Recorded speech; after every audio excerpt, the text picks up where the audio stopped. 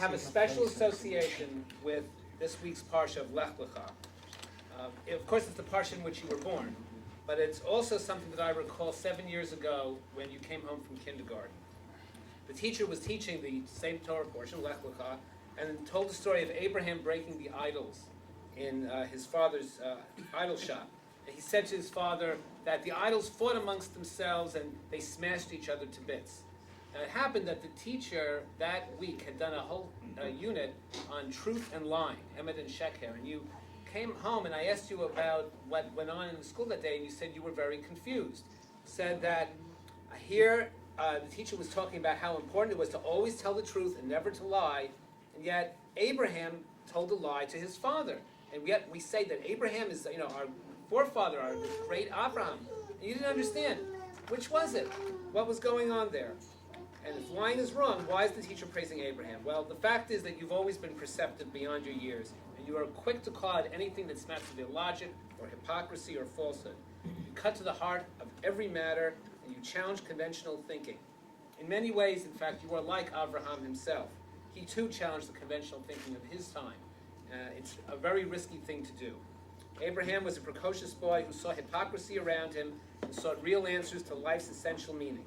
In the center of Ur, which was the cultural center of the world at the time, he did not fit in.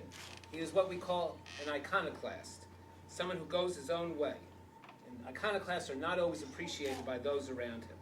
Original thinkers who approach life from a perspective all their own, whose ideas challenge the status quo, often find themselves as outsiders. Sadly, they can be seen as annoying and can be ignored or ostracized.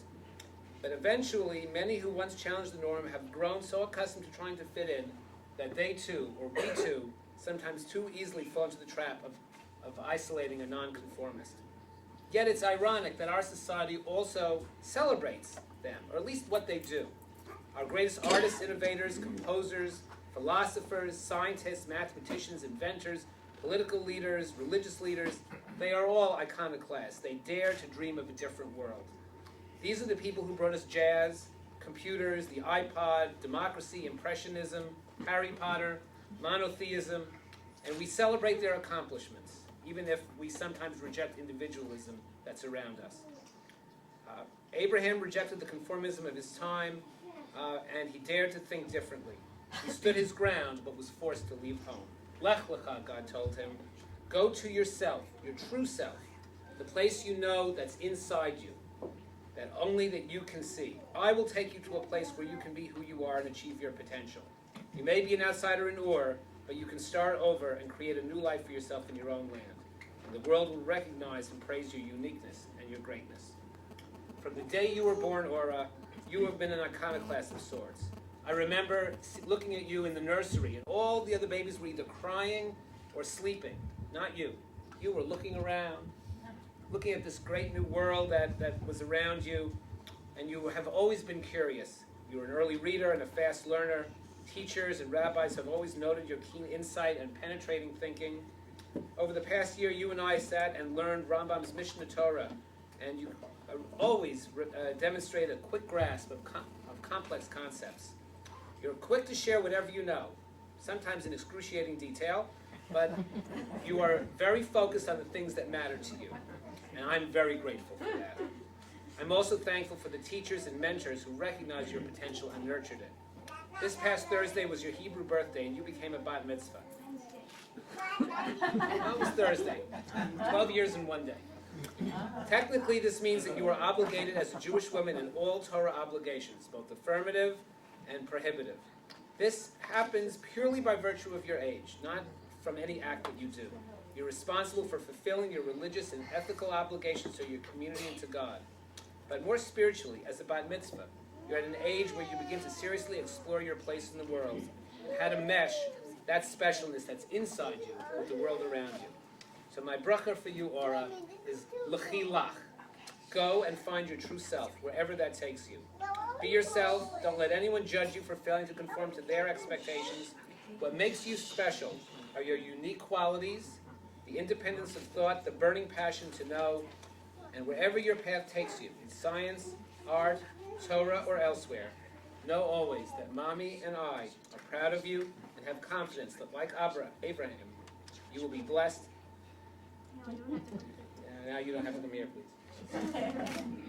Yivarecha Adonai v'yishmerecha, Ye'er Adonai panav elecha v'yichanecha, Yisad Adonai panav elecha v'yisimcha shalom. May the Lord bless you and keep you. May His face shine upon you and be gracious to you. May He lift His countenance upon you and give you peace. Mazal tov. Now you can go.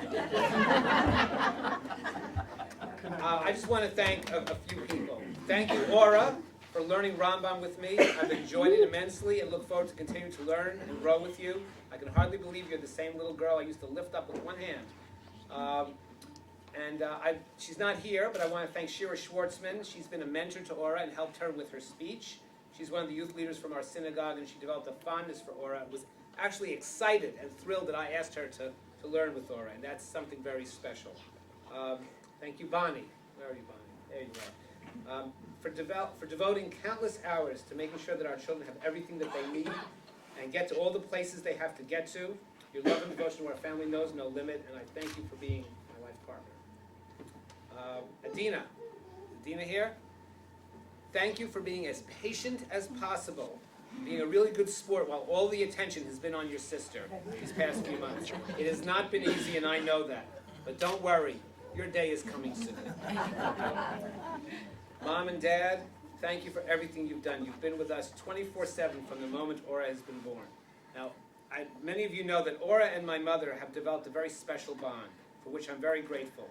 And although it does at times give my mom another excuse to give me a lecture, after all these years, I'm either immune or maybe I'm even starting to appreciate some of it. But whenever we need anything, I've always been able to turn to my parents, and there's simply no way that I could ever repay them other than trying to emulate them when it comes to my own children.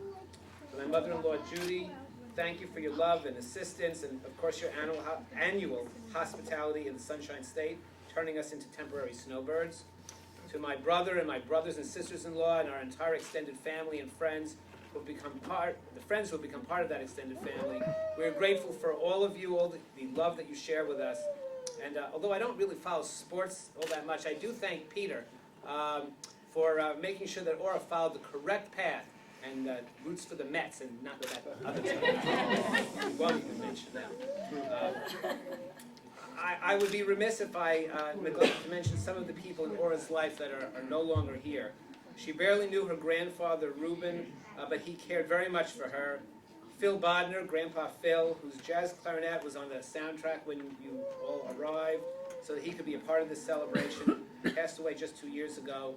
Grammy Lillian, Bonnie's grandmother, and my Grandma Alice, great-grandma Alice, each lived to be about 100 years old. And as you'll see in the pictures when we do the slideshow, they shep much nachas from their great-granddaughter. Cannot help but think of my other grandparents, Bessie, Sam, and Alex as well. They did not live to see Aura. They would have been very proud of her, particularly her knowledge of Hebrew and Torah.